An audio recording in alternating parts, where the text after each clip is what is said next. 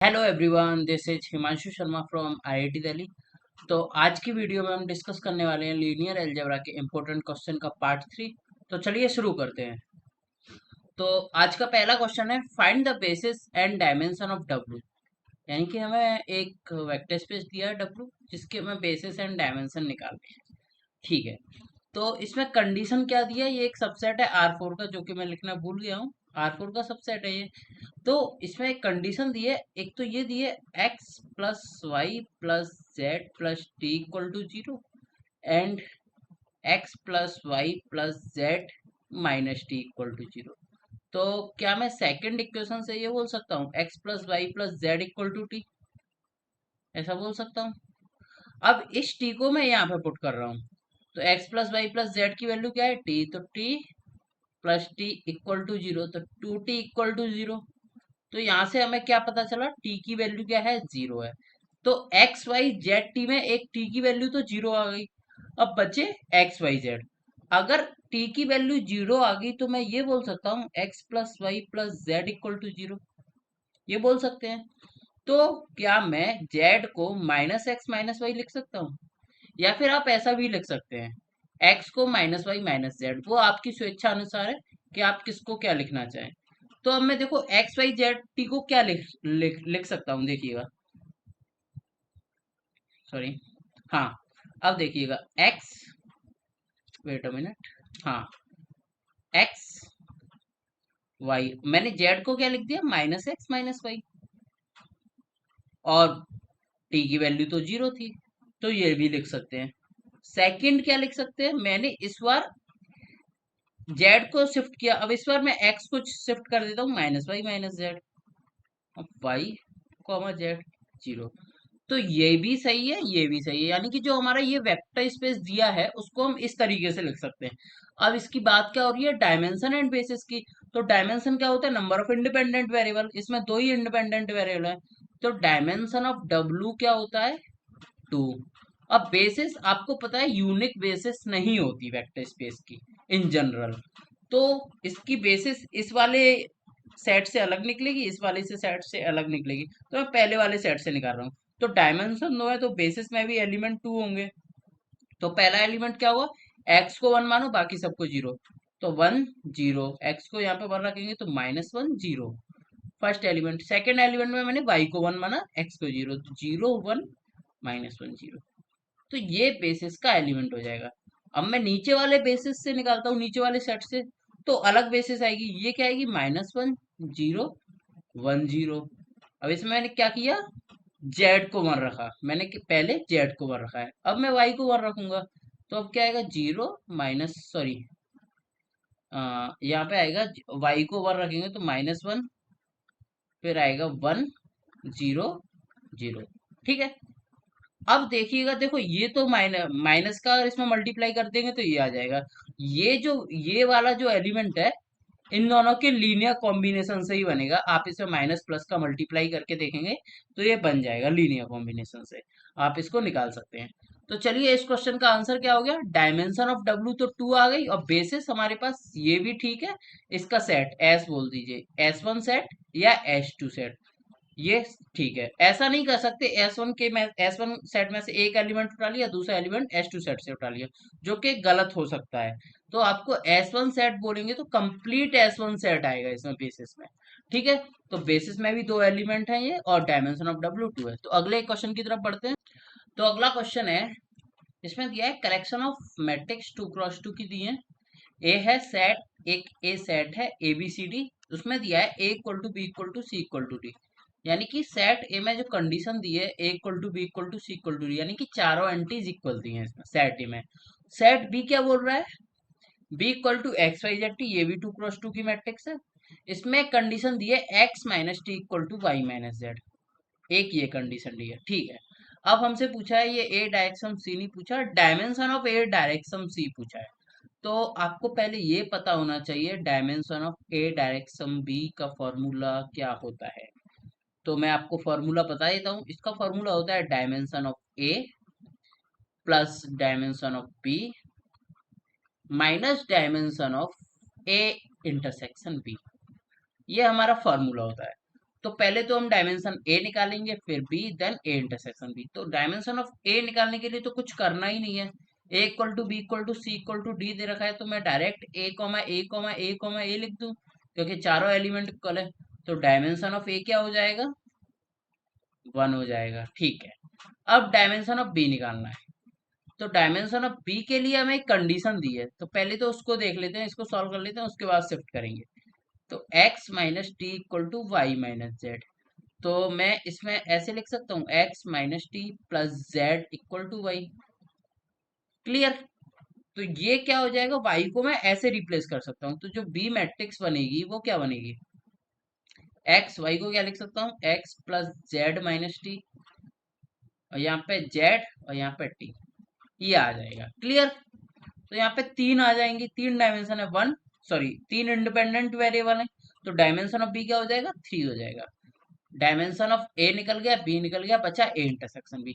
तो A intersection B की dimension मैं निकालूं कैसे? तो उसके लिए मेरा क्या फंडा है, मैं एक मैट्रिक्स मान लेता हूँ जो कि ए इंटरसेक्शन बी में बिलोंग करती है। उसका नाम ले दिया मैंने पी क्यू आर एस, जो कि ए इंटरसेक्शन बी में आ रही है। ए इंटरसेक्शन बी में आ रही है, इसका मतलब क्या है, ए में भी आएगी और बी में भी जाएगी वो matrix.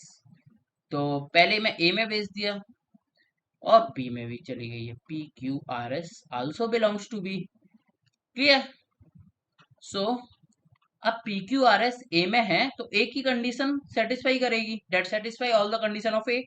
So what is the condition of A, that's A equal to B equal to C equal to D, that means p equal to q equal to r equal to s। So we can write p equal to q equal to r equal to s। So ये A की condition हो गई। अब B matrix से condition क्या मिलती है, in matrix B the condition is x minus t equal to y minus z. So x minus t, in x minus t is p minus s equal to q minus r, q minus r. So p plus r equal to q plus s. Clear?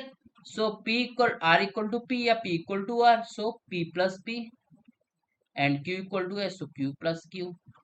So this is 2p equal to 2q, so we can write p equal to q.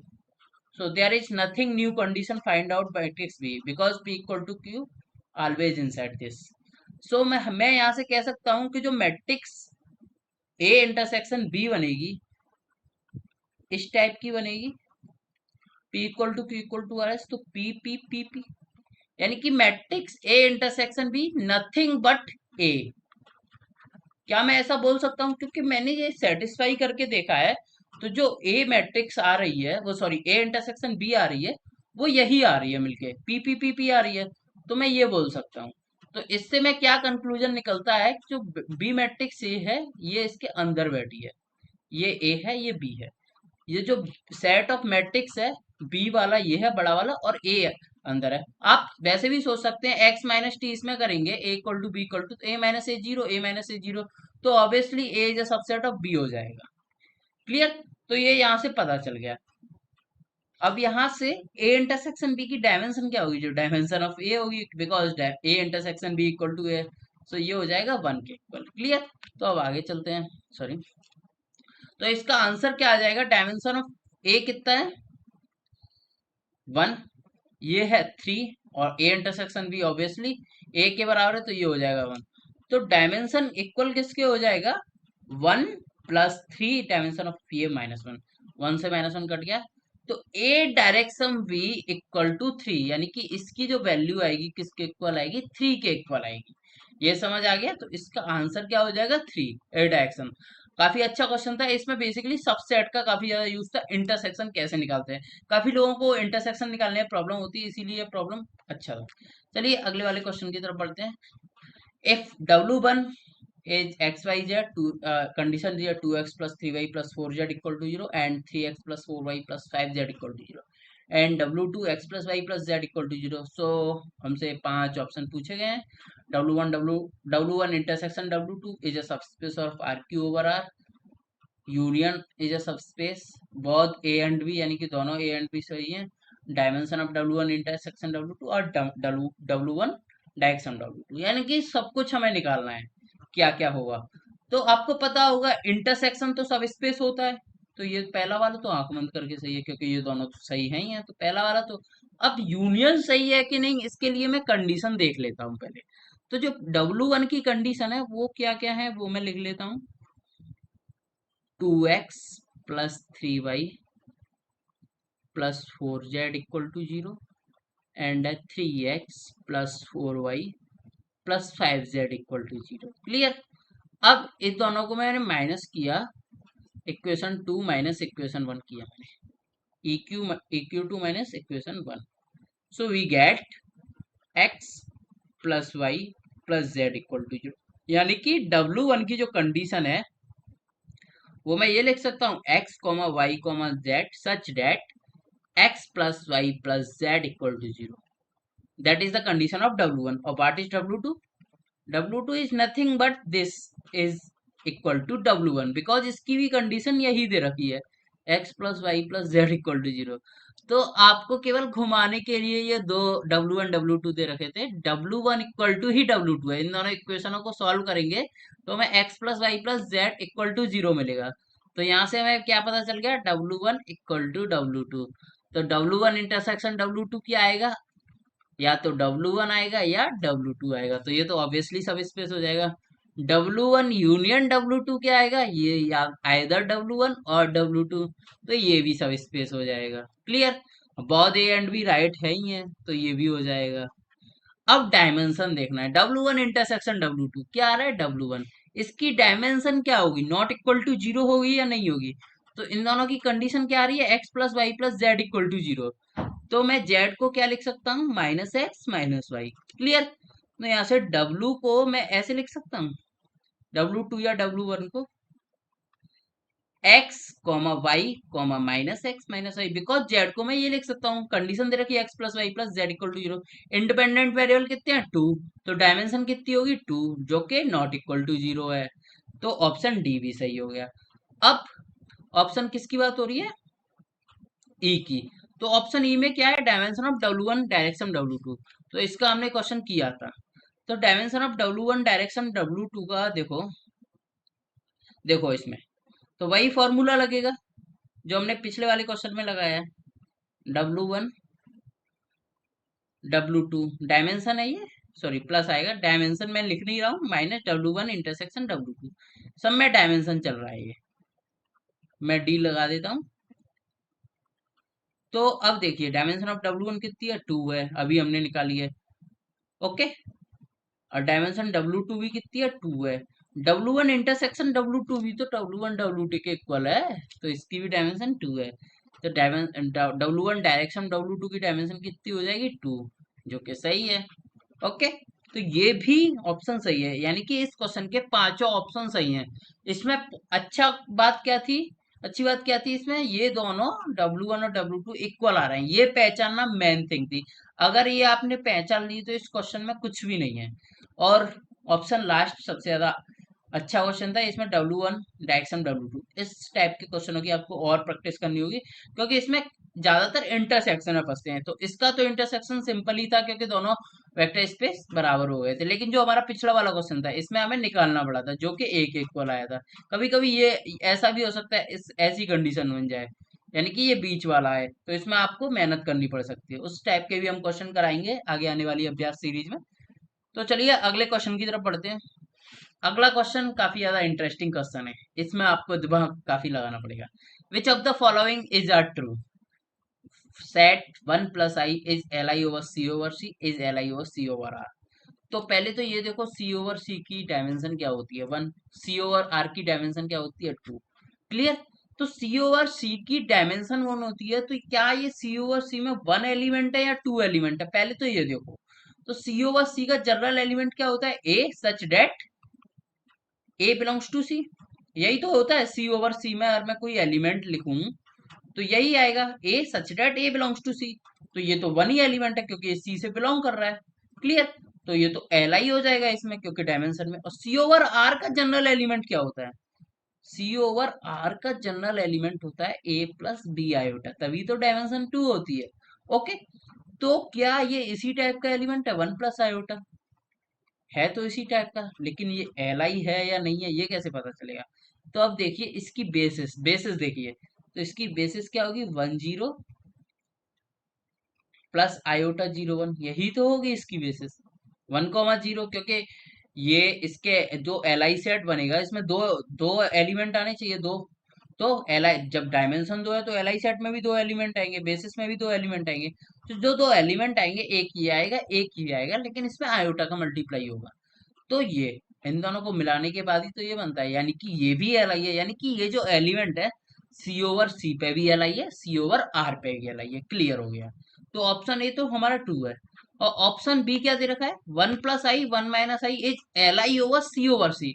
C over C की dimension 1, इसमें element 2, तो बिल्कुल भी नहीं हो सकता।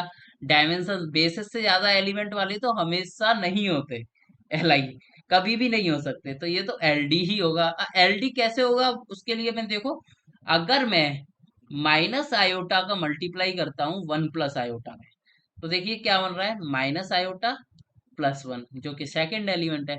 यानी कि इसमें एक स्केलर माइनस आयोटा का मल्टीप्लाई करता हूँ तो सेकंड एलिमेंट आ रहा है। तो ये एल आई नहीं रहा, ये एल डी बन गया। क्लियर। अब थर्ड ऑप्शन क्या है, तो ये भी गलत हो गया, ये गलत हो गया क्योंकि ये एल डी है।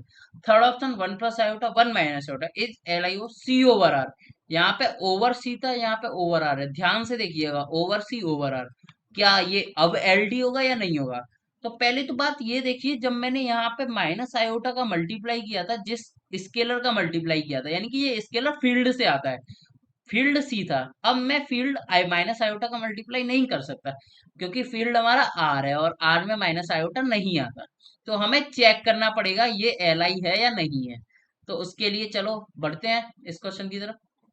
देखिए, अब हमारा जो क्वेश्चन है उसमें एलिमेंट है एल आई, तो हम एल आई एल डी की डेफिनेशन पे जाएंगे। Alpha 1 + iota plus beta 1 - iota, clear, equal to 0। अब देखिए, alpha plus beta plus iota, alpha minus beta equal to, मैं ऐसे लिख सकता हूँ 0 + आयोटा 0, कंपेयरिंग बोथ साइड।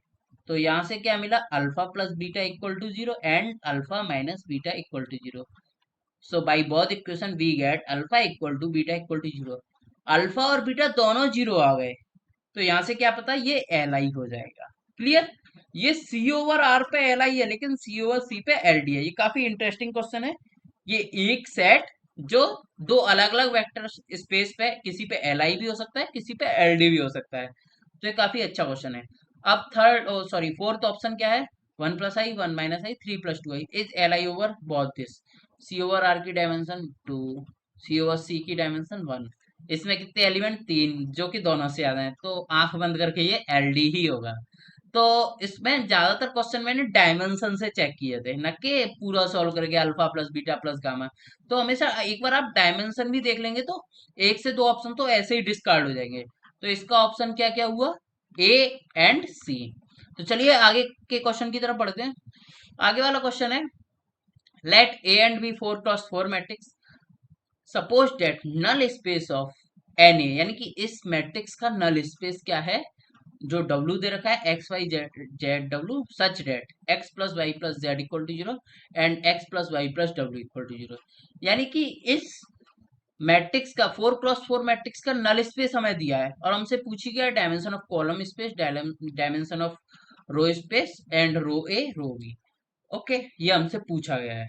तो इसमें मैंने वैल्यू नहीं लिखी है, इसमें वैल्यू लिख दीजिए। ठीक है। तो आपको एक बात पता होनी चाहिए, डायमेंशन ऑफ कॉलम स्पेस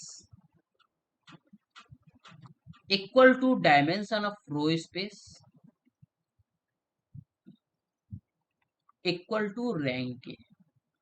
जी हाँ, ये तीनों इक्वल होते हैं, ये केवल कंफ्यूजन के लिए अलग अलग लिख देते हैं।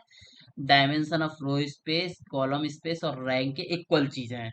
तो आप एक बार ए और बी ऑप्शन को देखिए, कॉलम स्पेस 2 दे रखा है, रो स्पेस 1 दे रखा है, लेकिन ये दोनों इक्वल होते तो या तो ये गलत होगा या ये गलत होगा। रो स्पेस और ये रैंक ऑफ ए और रो स्पेस इक्वल दे रखा है। तो अब इसमें से या तो ये दोनों सही हो सकते हैं, या ये सही हो सकते हैं, या तीनों भी गलत हो सकते हैं। तो चेक कैसे होगा, पहले मैं नल नल स्पेस दे रखा है तो उसके उससे सहायता लेता हूँ, नल स्पेस की डायमेंशन कितनी है। तो नल स्पेस की डायमेंशन के लिए हमें दो कंडीशन दी गई है। क्या क्या कंडीशन दी गई है, x plus y plus Z equal to 0 and x plus y plus डब्ल्यू इक्वल टू जीरो। क्लियर? तो x प्लस वाई की वैल्यू मैं सेकंड इक्वेशन से माइनस डब्ल्यू लिख सकता हूँ, एंड माइनस डब्ल्यू को मैं यहाँ पे पुट कर देता हूँ। तो minus W plus Z equal to zero, hence Z equal to W. Clear? तो यहाँ से क्या पता चला, z की वैल्यू w के इक्वल है। ओके, तो z की वैल्यू w के इक्वल आ गई यहाँ से। चलो, तो यहाँ से जो बना x comma y comma z comma z, एक तो ये बन गया। लेकिन x plus y plus z भी जीरो है, x प्लस वाई प्लस डब्ल्यू, वो तो हमने कंडीशन लगाई नहीं।